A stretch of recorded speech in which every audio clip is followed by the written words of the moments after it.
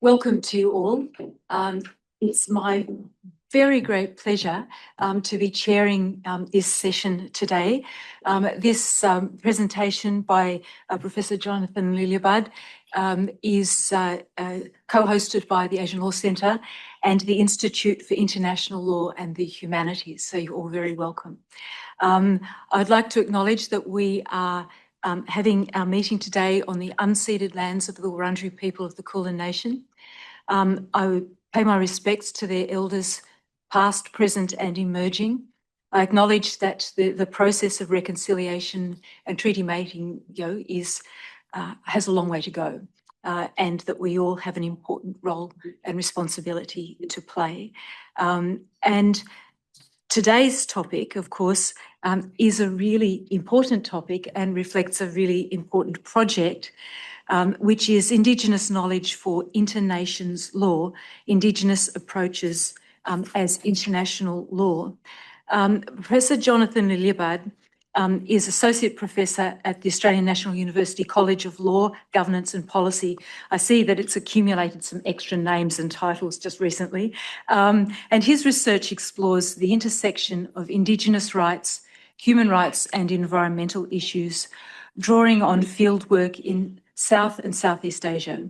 His current research focus on transnational Indigenous movements in international law.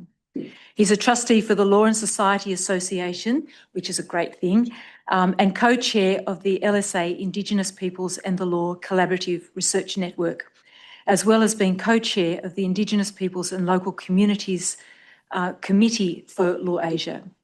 His work has been supported by international organisations such as the International Workgroup of Indigenous Affairs, the Asian Development Bank, Konrad Adenauer Stiftung, and the Danish Institute of Human Rights. And he is a member of the Indigenous Pao people of Shan State, Myanmar. So Jonathan today will speak for 20 to 25 minutes on the project, this ongoing project, which of course is going to culminate, or part of which is going to be a special edition of the Australian Journal of Asian Law. So we are delighted that you're here today. Jonathan, let me hand over to you. Thanks for that, Sarah. This is very grateful to be here. Thanks to all of you for being in attendance. It's my pleasure to receive your comments and your attention to this project. Likewise, I want to go ahead and acknowledge traditional owners of the land. So here's the Wurundjeri coming from the ANU. It's the Ngunnawal and Ngambri peoples. But then more broadly, and consistent with the theme of this project, Indigenous peoples around the world and the various issues that are playing out regarding sovereignty and self-determination. Really, what I'm doing today with my presentation is basically giving a summary of a project to try and establish a subfield of scholarly research, and to have a discussion with you about ways of connecting it to the scholarly community here, and seeing if there's any places for my research, but also for people that you know at the University of Melbourne or within the city itself who might be interested in engaging in this particular project. For my presentation, I'm presenting this more as just a story. I'm starting out with my own personal starting point to give you the inception of this project, and then from there building out the steps towards a research question, the initial stages of theory construction, and then give a summary of sort of where we are at this particular moment in time with the larger effort. So starting with the inception point and my own personal interest in this entire matter. So that's my image in the lower right-hand corner. That's me in the Pa'o traditional dress. We wear these really kick-ass dark blue uniforms. And we historically had much bigger turbans. If you go back to the pictures from the 1800s, there were these gigantic turbans. I've been doing my best to bring that style back, but unfortunately, everyone stepped into the 21st century, and this is sort of where we're at right now. The image that you see there is just a typical picture I think most of you have probably seen from ArcGIS about the indigenous territories in the world. When I came across this image, at first I was very excited about it because it gave me a sense that there was a global movement of indigenous peoples trying to have greater engagement with the international system, not just international law, but international relations as a whole. But then after a moment, I was a little bit curious because there are gaps in the data and gaps in the map. So in particular, in my case, it was that there was an entire continent that was missing. And the reason why this sort of caught my attention is because, a lot of the field work I have done in Myanmar and Cambodia, Sri Lanka, and currently in Bhutan, I'm very aware that there are indigenous movements in these countries. And in fact, I deal with them on a daily basis. And I've been personally involved with capacity building programs for these movements, and some of them under very delicate circumstances and some very dangerous conditions. And so to me, it was a little bit curious that they weren't getting more attention from the indigenous, global indigenous movement discourse. So this was sort of the thing that drew my attention. Now, in terms of making this more scholarly, in terms of making this something that was compatible with my career, I took as a starting point, from an academic perspective, the work that's already been done with third world approaches to international law, so that's TWAIL, and then also the fourth world approaches to international law, so that's FWAIL. So those are the abbreviations. Both of these movements have quite a bit of overlap, so there are some common points that they argue, which that the international legal system, at least the system that we live with right now, is largely reflective of a colonial history that occurred starting around about the 1500s, moving on to now. International law, much like domestic law, ended up being a part of colonial efforts towards certain kinds of political, economic, socio-cultural orders. The law was an instrument of colonial subjugation of colonized peoples. But then the thing that sort of drew my attention was that the extension of these theories is to talk about the legacies now, that post-independence and the post-colonial era that we live in, that there are structures that we see being left behind by the colonial era, and not just domestically, but also with the international legal system. Particular points is that there was a state-centric emphasis, that the primary legal actor in international law was the state, and that the states operate within a global structure that is predominantly tied to a center of power that's in the global north. Now, the thing that turned me towards the indigenous component to this was that there was a certain body of scholars that tried to then provide a response, right? So the response within the indigenous scholarly community is that they were the indigenous legal orders that predated the colonial era. They predated the arrival of states, and that these are not historical artifacts, but they continue to exist now. And in particular note for international law, that there were particular legal orders that dealt with different nations, different indigenous groups that cross modern state boundaries, and that these kinds of activities and relationships continue to operate in the current time, parallel to the international legal system. So for me, this then drove my attention towards a research question, and the research question primarily being that if we do accept there are these inter-nations legal orders, then what do they look like? How do we describe them? How do we identify them? And then concurrent to that question is the corollary about, well, what's the implications towards the prevailing system of international law? Right? And are they compatible? Do they work together? Do they complement each other? Or are they in tension with each other? So, I proceeded to a literature review. So this is trying to figure out, what work has been done with these particular research questions. So this effectively was the initial component of theory building out of this. There was just a point of terminology. I think most of you have heard this idea of first, second, third worlds. So this is the terminology from Alfred Sauvy. The idea of a fourth world, this really became popularized by George Manuel in the 1970s. But since that time, the fourth world approaches to international law has sort of continued to move on, and that there are certain tenets that FWAIL holds to on a very general level. So just in brief, I'm not reading out all of these here, But as I mentioned before, that the prevailing international system is predicated on or centered on state and state sovereignty. It's very much reflective of a Eurocentric worldview. It's something that's tied to a colonial legacy. In the meantime, we exist or continue to exist in a world of indigenous groups that see themselves as peoples, in some ways nations, and that they're trying to push back. They're trying to basically assert self-determination, but in order to do so, they have to, they emphasize that states are not monolithic, that if we're going to be looking at legal orders, we need to look outside the state, so non-state actors.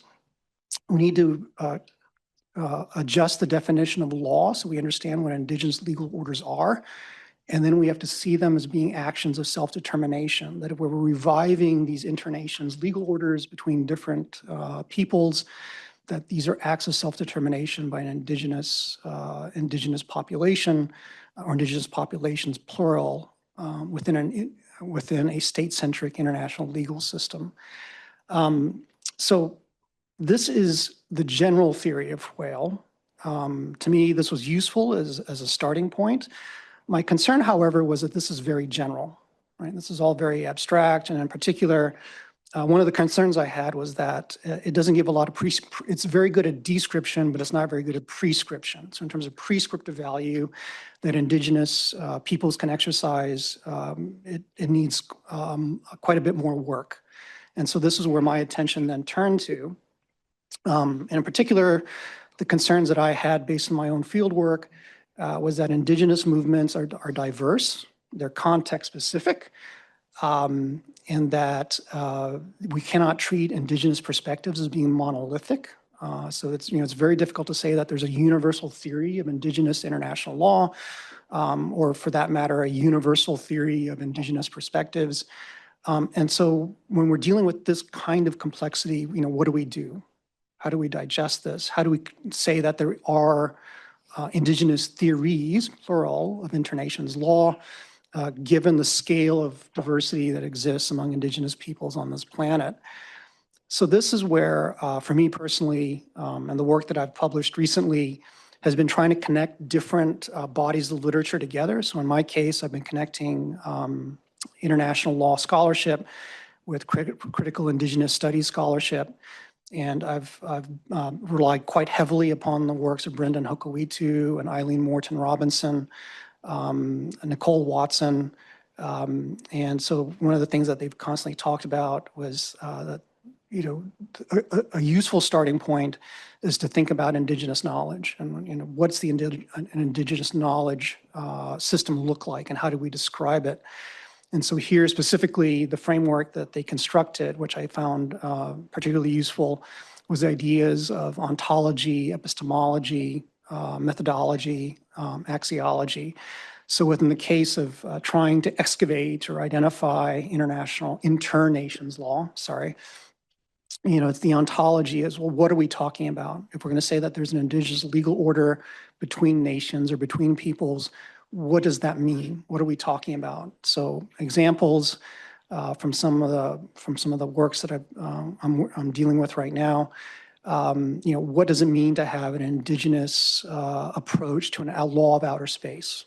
What does it mean to have an indigenous approach to international intellectual property regimes? So these kinds of questions. So to me, this is very ontological components, extensions of indigenous knowledge. Epistemology, I think most of you are probably familiar with this. It's what's with the indigenous ways of reasoning, what are the indigenous ways of thinking. To some degree, I think that there is consensus that it's relational, that it's in some ways tied to particular environmental surroundings. But once again, there are different epistemologies depending on the environmental situation, depending on the indigenous group.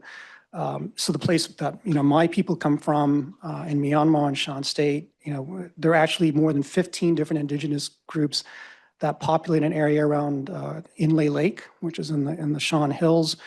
Even though they share a lake, even though they inhabit the same environmental context, radically different cultures, no one's ever going to confuse them with each other. In many ways, different stories, different ways of explaining, rationalizing the world. So, these kinds of discussions. So that's the reason why I kind of emphasize this. Methodology, how do we do Indigenous Internations law? What does it actually look like to do Indigenous Internations law?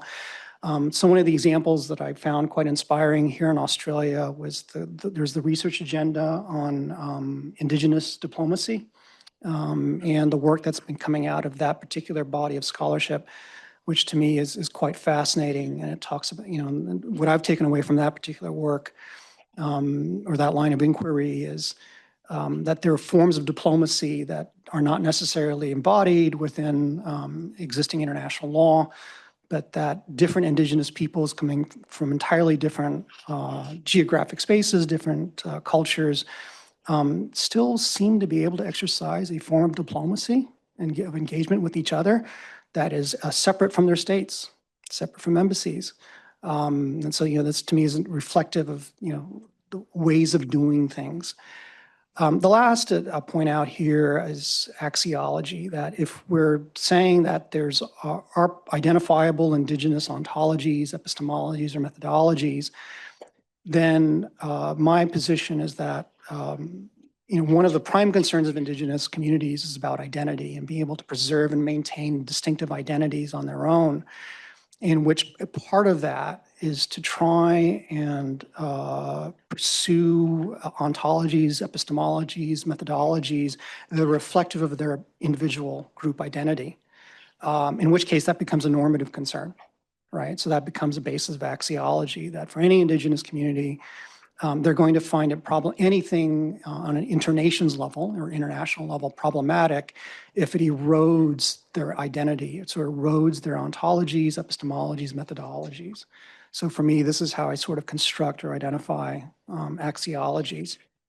So this is sort of where we are at this moment in terms of theory building, and sort of, this provides us with some level of framework to then work through different cases, to then be able to identify, yes, we believe that there's a FWAIL with some general body of principles, but then we can start to go through different cases from different Indigenous groups, dealing with different aspects of what we find to be internations law, and then see how that matches or compares to the existing state-centric international legal system, which leads me to this slide, is sort of the summary of where we are at this moment. So this has been going on for a few years, really started around 2023 going onwards. But in terms of outputs, there's stuff that I've done recently. So there was the transnational environmental law issue, Washington University Global Studies Law Review.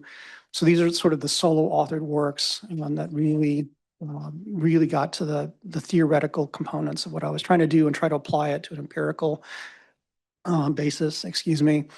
But then there's also the group related stuff where I've been trying to collaborate with other people. So up until this year, I was the co-chair of the Rights of Indigenous Peoples Interest Group for the American Society of International Law. And so out of that, we've had a panel as well as a set of conference proceedings where we've dedicated this project, sort of present our findings, or at least initial findings regarding different cases. There's the issue that came out from the Australian Journal of Asian Law, co-edited with Kirsty here, where we're now trying to focus on Asia itself, and getting much closer to what's near and dear to my heart, which is excavating the Indigenous movements that are playing out in Asia, and seeing how they are similar or different from Indigenous movements in places like North America or Oceania.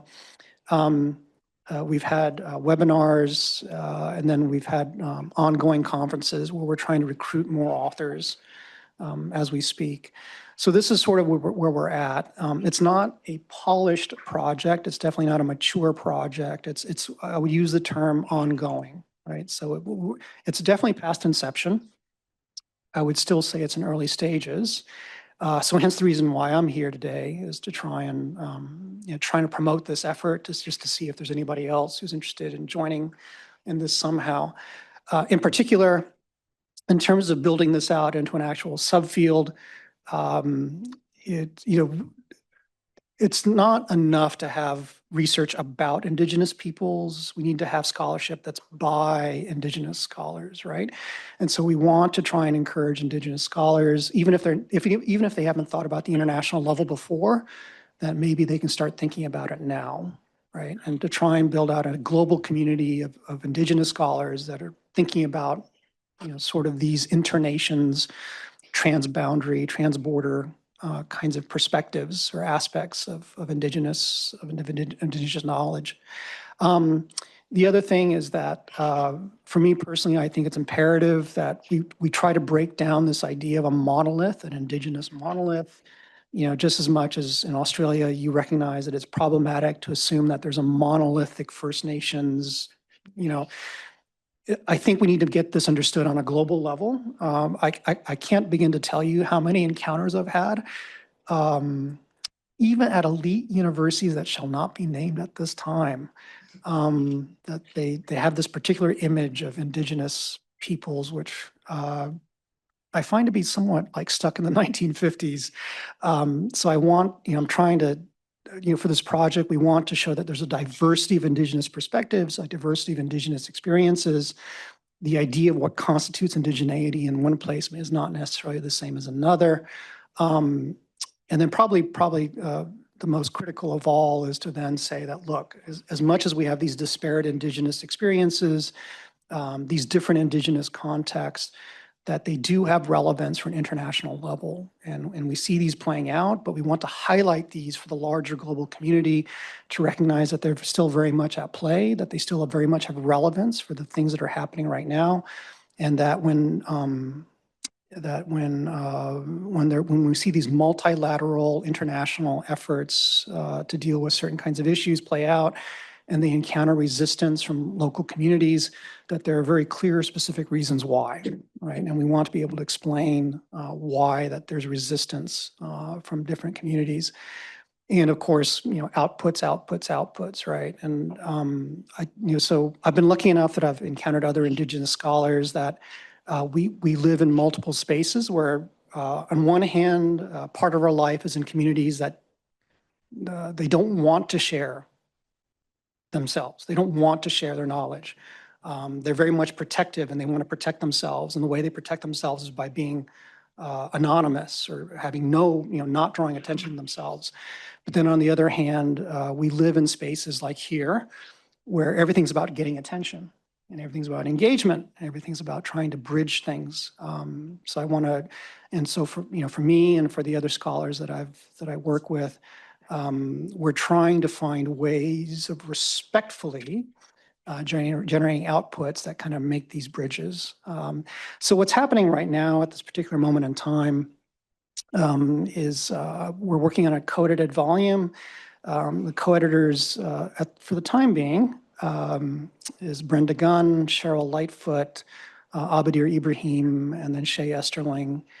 We're a little bit shorthanded. We're looking for another editor because we're sitting on 35 different chapter manuscripts, woefully behind schedule and trying to provide comments on these. But it's 35 different chapters from a range of different Indigenous scholars representing different kinds of Indigenous communities, dealing with different ontological issues, presenting different epistemologies. And we're trying to, we have the book contract, so it is going to happen. It's on us as editors to get these manuscripts ready and out, and the target date is going to be 2028 at this point in time. So like I said, early stages, not mature, but something that I think in terms of having a subfield, very open and welcoming of additional voices. So I think I'll stop there and hopefully I'm under the time limit. So thank you. Thank you very much indeed. What a magnificent project.